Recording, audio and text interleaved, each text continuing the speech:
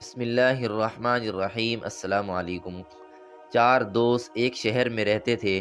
ان میں ایک دوست شہزادہ تھا، دوسرا تاجر کا بیٹا، تیسرا شریف زادہ اور چوتھا ایک کسان کا بیٹا تھا۔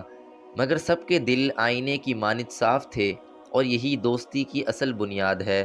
ایک مرتبہ کا ذکر ہے کہ یہ چاروں دوست شہر سے باہر نکلے اور چلتے چلتے آبادی سے بہت دور نکل گئے۔ ان کے پاس جو کچھ زیادہ راہ سفر کا خرچ ساتھ تھا وہ بھی ختم ہو گیا، اور بھوک و پیاس بھی تنگ کرنے لگی۔ مصیبت کے اوپر مصیبت، راستہ بھی بھول گئے۔ ہر ایک گہری سوچ میں ڈوبا ہوا تھا کہ اس مصیبت سے کیسے نجات ملے۔ آخرکار شہزادہ نے ابتدا کی اور بولا، انسان کو اللہ تعالیٰ کے فیصلے اور تقدیر پر صبر کرنا چاہیے۔ ہر چیز اللہ کے فیصلے میں جکڑی ہوئی ہے، اور صبر کا پھل میٹھا ہوتا ہے۔ شریف زادے نے کہا، اس دنیا میں شرافت ہی اصل ہے، لیکن جب اس شرافت کے شاہکار انسان کو مصیبتیں گھیر لیتی ہیں تو راحت و سکون جاتا رہتا ہے۔ تیسرا دوست جو کسان کا بیٹا تھا کہنے لگا، محنت سے بڑھ کر زندگی میں کوئی چیز نہیں ہے۔ اس کا اللہ تبارک و تعالی نے حکم دیا ہے، اور رسول اللہ صلی اللہ علیہ وسلم نے ترغیب دی ہے۔ تاجر نے کہا، انسانی زندگی کی چکی کا پارٹ عقل ہے، اور یہ عقل ہی شخصیت کی پہچان ہے۔ اسی گفتگو کے دوران چلتے چلتے اچانک آبادی کے آثار نظر آنے لگے۔ اب یہ سوچنے لگے کہ کیا تدبیر اختیار کی جائے جس سے کھانے پینے کا بندوبست ہو اور جان میں جان آ جائے، مگر کوئی راستہ ایسا نظر نہ آیا۔ تو انہوں نے آپس میں سوچا کہ ہر ایک اپنے اپنے فن کا مظاہرہ کرے۔ انہوں نے سب سے پہلے کسان زادے سے کہا، تم جاؤ، شاید تمہیں محنت کا موقع مل جائے اور مزدوری کر کے کھانا لے آؤ۔ چنانچہ وہ گیا اور کام کی تلاش میں پھرنے لگا۔ کسی نے مشورہ دیا کہ لکڑی جمع کر کے بیچو۔ وہ گیا اور لکڑیاں جمع کی، بازار میں لا کر 1 درہم کی بیچ دی، اور کھانا خرید کر جب شہر سے جانے لگا تو شہر کے دروازے پر لکھ دیا، 1 دن کی مزدوری 1 درہم ہے۔ اگلے دن پھر دوستوں نے آپس میں مشورہ کر کے شریف زادے سے کہا، تم شرافت کی بات کرتے ہو کہ شرافت کے بغیر کچھ نہیں، تو آج اپنی شرافت کا کمال دکھاؤ۔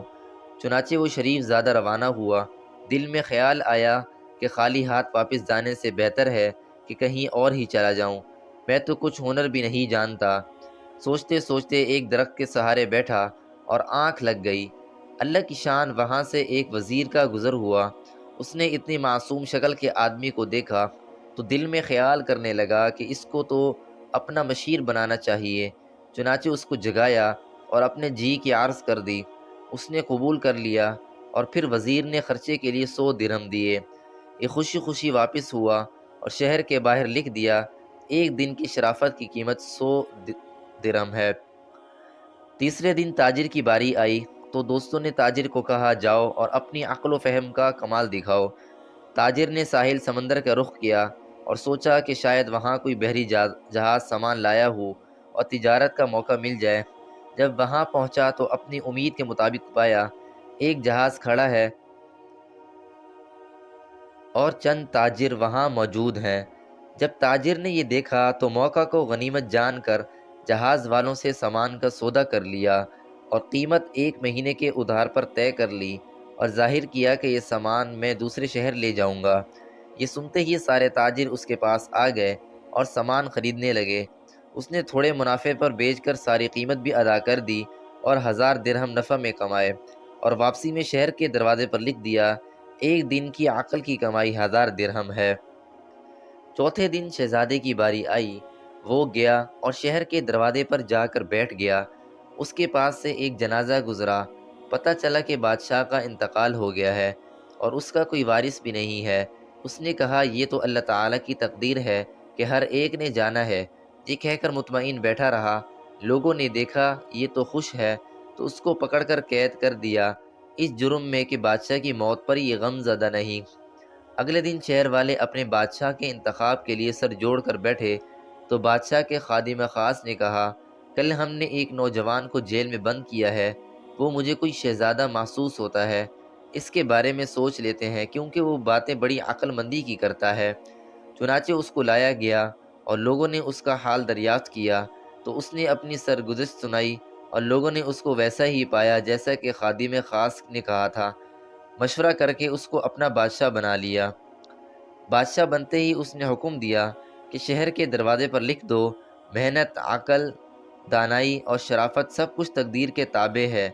پھر اس نے اپنے تینوں دوستوں کو بلایا اور عقل و دانائی والے کو وزیر بنایا اور دوسروں کو ان کے مناسب عہدوں پر فائز کیا۔ یہ سچی دوستی ہے جو خوشی اور غمی دونوں صورتوں میں پائیدار مضبوط ہے۔ فائدہ: دوستو، حقیقت یہی ہے کہ محنت ہو یا عقل و شرافت، ان سب کے ذریعے اللہ تعالیٰ کی مرضی کے بغیر کوئی کام بھی نہیں بن سکتا۔ اللہ کی مرضی ہوگی تو محنتی آدمی کو اس کی محنت سے فائدہ ہوگا۔ اللہ تعالیٰ کی مرضی ہوگی تو عقل مند اپنی عقل سے اور شریف اپنی شرافت سے بہت کچھ پا لے گا۔ لہٰذا ہم محنتی ہوں یا عقل مند یا شریف ہوں، ہر حال میں اللہ تعالیٰ کی مرضی کی طرف ہماری نگاہیں ہوں۔